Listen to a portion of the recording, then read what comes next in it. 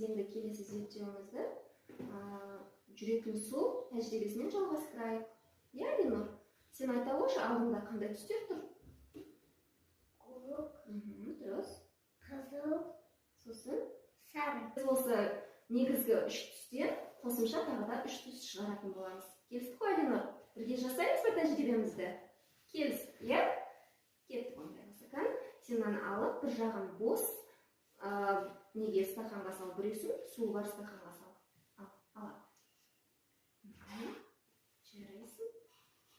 Мына келесісін алып саламыз. Қызылмен бос стақанға саламыз. Оны жеңілдей қып. Келесін жаққа саламыз.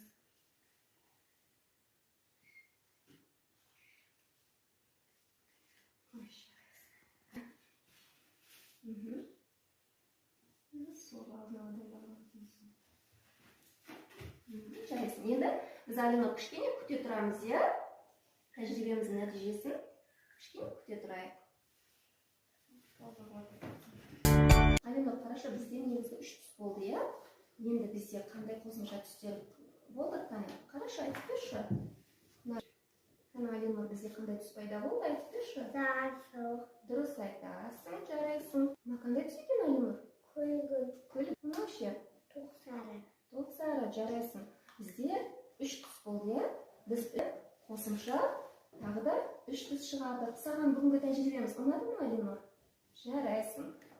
Тәжірибе жасауға көмектескеніңе көп рахмет.